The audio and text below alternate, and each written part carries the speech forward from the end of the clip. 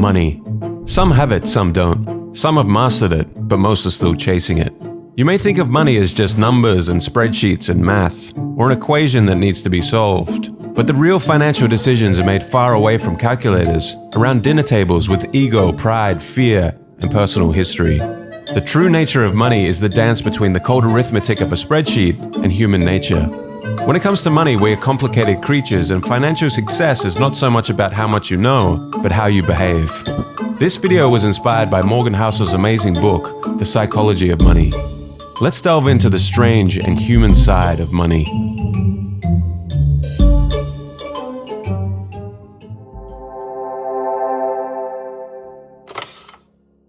Your financial DNA. You aren't crazy. We all come from different generations, with parents earning different incomes and holding different values, living in various parts of the world, born into different economic environments with varying incentives and varying opportunities. We all have very different experiences towards money. Take for example the stock market and inflation. People born in 1970 saw an almost tenfold increase in the S&P 500 during their teens and 20s, leading most to have a positive view of the stock market and a higher inclination to invest. People born in the 1950s, however, saw the stock market go nowhere in their teens and 20s, leading to a more negative view of the stock market and less inclination to invest. People born into the 1960s experienced significant inflation during their teens and 20s, leading to a higher awareness and a more negative view of inflation and its effects. People born in 1990 experienced relatively low inflation during their lifetime, leading to less concern and awareness of its effects. A person's experience with the stock market and inflation during their formative years greatly shapes their attitudes and behaviors towards investing and financial decision-making. People justify every financial decision they make based on the information they had at that moment and their mental model of the world, which has been passed on to them from their parents and is shaped by their unique life experiences. Although they can be misinformed, lack information, or make bad decisions, their actions make sense to them in that moment and align with their own personal story. According to Housel, people do some crazy things with money, but no one is crazy. We all have unique worldviews, and since there is no universally correct way to manage money successfully, none of us are crazy. We make financial decisions based on our personal life experiences and our worldview. Financial decisions are often not made purely on logical or mathematical grounds, but are shaped by your unique experiences and worldview. Be wary of one-size-fits-all financial advice, as what may seem irrational to others could make perfect sense to you. Compound Kings. There is no doubt that Warren Buffett is considered one of the greatest investors of all time.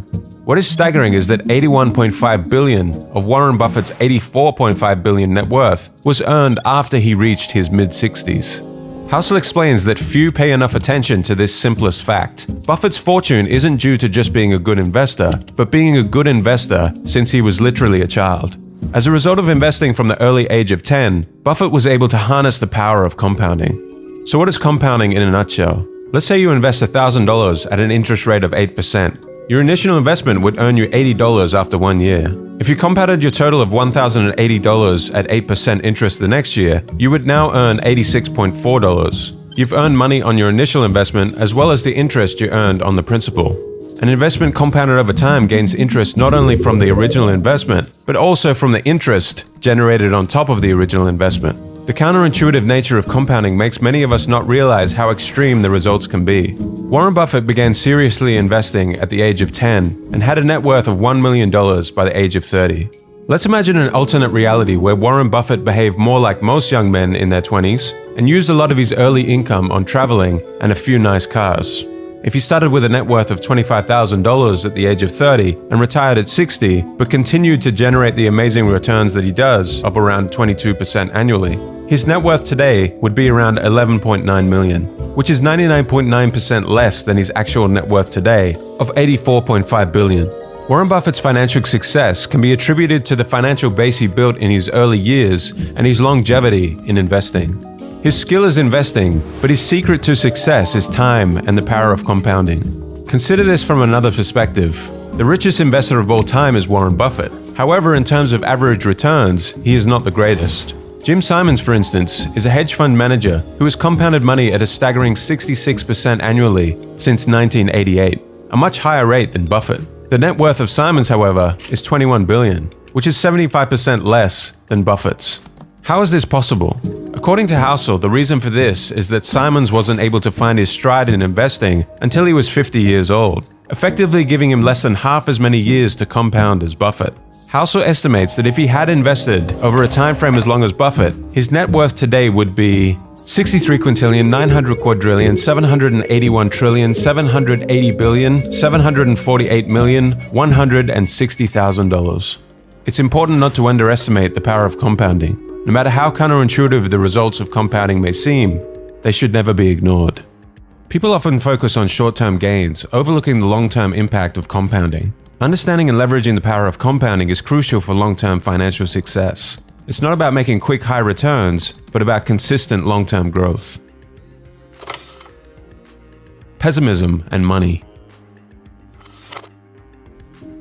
Optimism is a belief that the odds of a good outcome are in your favor over time, even if there are setbacks along the way.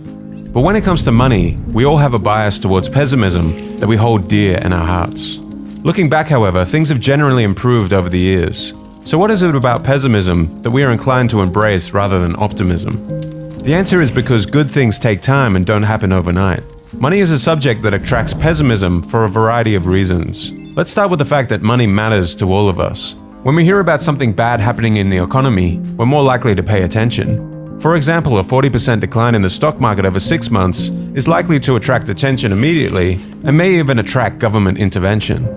However, the incremental nature of a 140% gain over 6 years can go largely unnoticed. Every year, 500,000 Americans are saved by the progress of medicine over the last 50 years. Slow progress, however, attracts less attention than quick, sudden losses, such as terrorism, plane crashes, and natural disasters. There are many overnight tragedies, but few overnight miracles. To be practical, we don't have to be pessimistic. Despite setbacks, we can hold on to the belief that over time, the odds of a positive outcome are in our favor. When watching the news highlighting a stock market crash, economic woes, or other money problems, try to remember that things tend to improve over time. Don't let the allure of pessimism cloud your judgment. A balanced reality-based optimism, viewed over a longer time horizon, is often more rational for long-term success and can reveal opportunities you would miss with a pessimistic outlook. 2 forgotten elements. In 1968, there were roughly 300 million high school-aged people in the world, and of those 300 million, 300 students attended a small school in Seattle called Lakeside. Lakeside happened to be the only high school in the world at the time that had a professor with the foresight to lease a computer, the Teletype Model 30. This was no ordinary computer. It was advanced for the time, and the type of computer that even graduate students didn't have access to. And for one lucky student at Lakeside, this would change everything. That student was Bill Gates. From 300 million down to 300. So in 1968, there was roughly a 1 in a million chance of being a high school student with access to a computer. Bill Gates and his schoolmate Paul Allen would go on to create Microsoft together. Even as a teenager, Gates showed exceptional intelligence, hard work, and a vision for computers unlike anyone else. But going to Lakeside also gave him a 1 in a million competitive advantage and head start.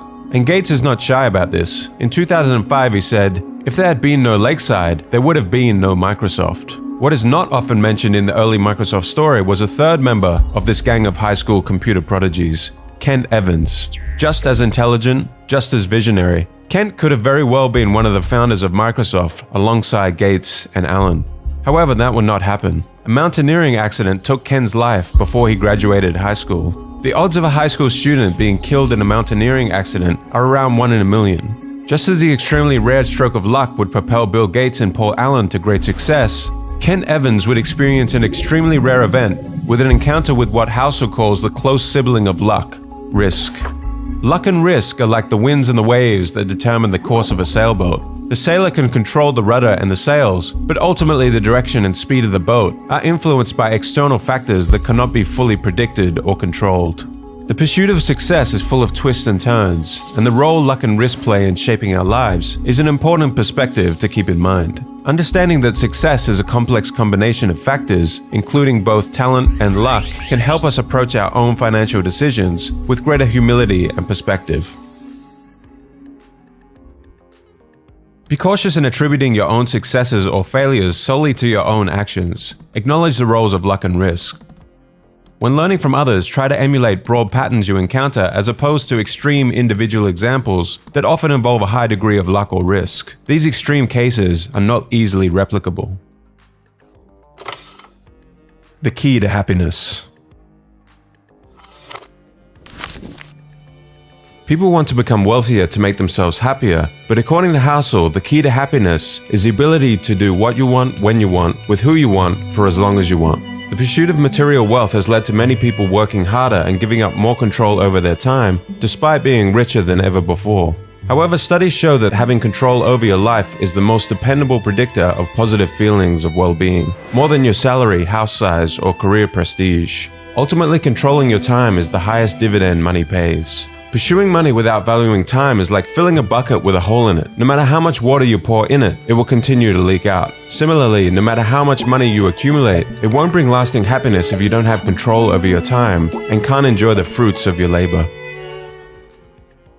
Prioritize gaining control over your time when considering how to use or invest your money. The freedom to do what you want when you want is often more valuable than any material possession. Tail events. Heinz Begruen, a man who fled Nazi Germany and settled in America, became one of the most successful art dealers of all time. He collected a massive amount of art, including works by famous artists like Picasso, Klee, and Matisse. In 2000, he sold part of his collection for over 100 million euros. But what was his secret to acquiring so many masterpieces? Was it skill? Was it luck? According to Horizon, a research firm, great investors buy vast quantities of art and hold on to them for a long period of time.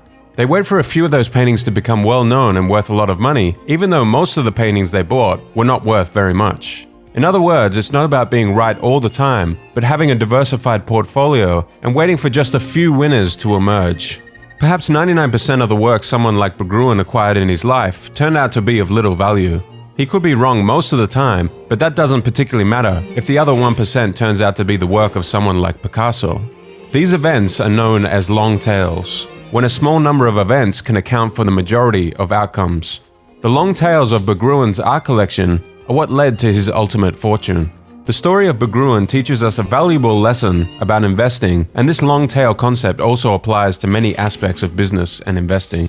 The obvious example is venture capital. Most of the startups in a VC fund will fail and lose money for the fund, but all they need are a few outlier startups which make 20x returns to make up for these losses. Take Amazon for instance. In 2018, it drove 6% of the returns on the S&P 500, even though it is just one company. And if we look inside Amazon, its growth was largely driven by two tail events, Amazon Prime and Amazon Web Services. These two products alone more than made up for all of Amazon's less successful experiments, such as the Fire Phone or travel agencies. After the disastrous release of the Amazon Fire Phone, rather than apologizing to shareholders, Jeff Bezos said, "If you think that's a big failure, we're working on much bigger failures right now. I'm not kidding. Some of these are going to make the Fire Phone look like a tiny little blip." Bezos understands that it's okay to make mistakes and fail with most products if the process creates the 1% of tail event products that drive everything. Tail events are mostly unintuitive and hidden from us because we only see the finished products and not all the failures along the way that led to that finished product. Housel in the book uses a real-life example of a stand-up comedian. When you're watching the Netflix special, you're probably saying to yourself, wow, this comedian is amazing and hilarious. But what you aren't seeing are all the trial and error failed jokes that the comedian tried out in small clubs all around the country before doing the special. The Netflix special is the 1% compendium of all the tail event jokes that actually made people laugh. 99% of the jokes along the way were probably just okay. When it comes to investing, even though long tails are prevalent, most of us ignore them. When things go wrong, we tend to overreact. As soon as you accept that tails drive everything in business, investing, and finance, you realize lots of things may go wrong, fail, or fall apart. Remember, out of nearly 500 stocks Warren Buffett has picked, only 10 have made the majority of his money. Good stock pickers will only be right half of the time. Good leaders will only make good decisions half of the time. The fact that you might be wrong sometimes doesn't mean that things won't work out over time. In the end, the outcome can be determined by only a small number of events.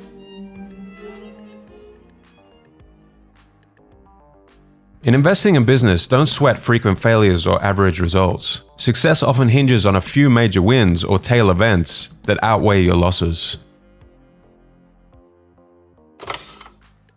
True wealth versus being rich.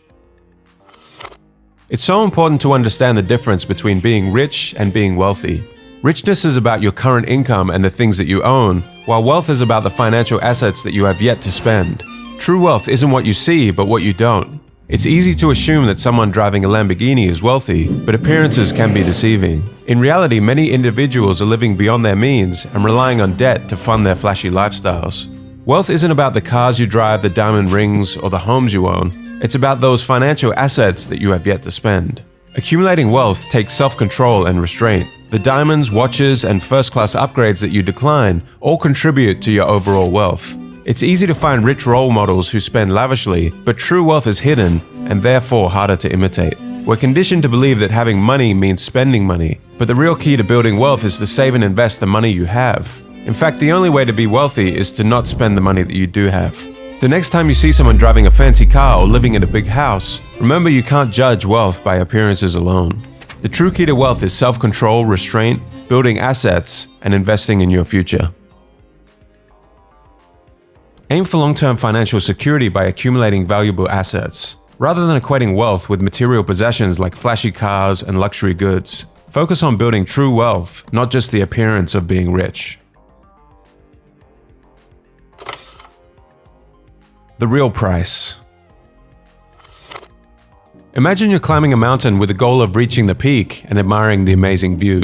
Maybe you will get sunshine that day, maybe rain. You may get lost, you may fall and injure yourself. The difficulty of the climb is not always apparent until you're in the thick of it. From the ground looking up, the path to take may seem obvious, but along the way you will certainly need to reassess and change your path to the peak. You are under no illusion, however, that there will be some golden escalator that will safely take you to the peak. You understand before the climb that this uncertainty and risk is just the price you have to pay to get to the top.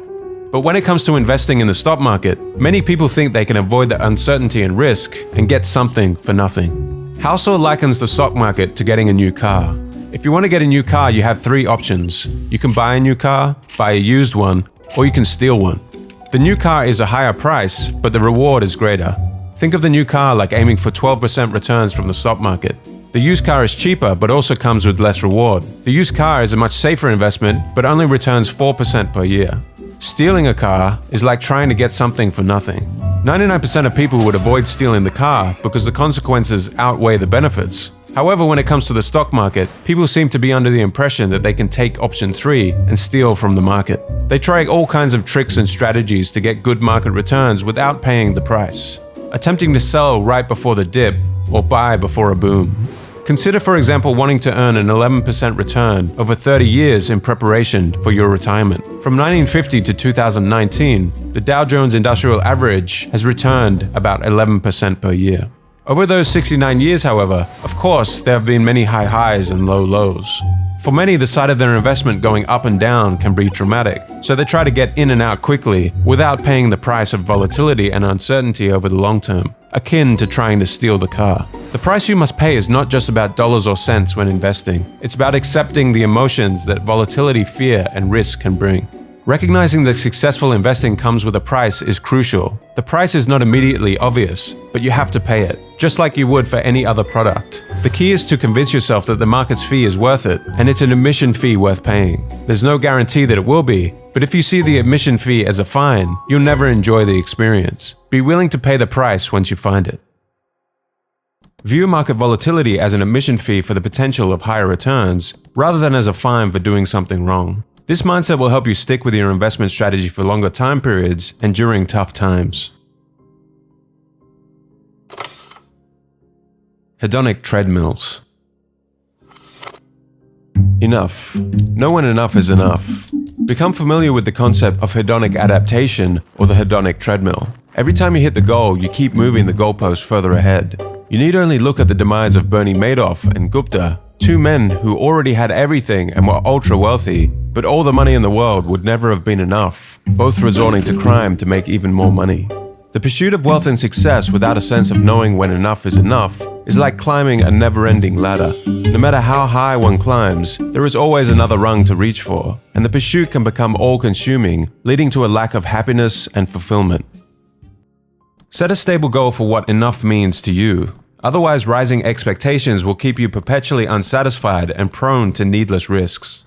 Be aware of the pitfalls of social comparison. Instead of endlessly comparing yourself to others, focus on what truly brings you happiness and fulfillment. Unlock your full potential with Dream Booster. Like and subscribe to our channel for daily inspiration and motivation.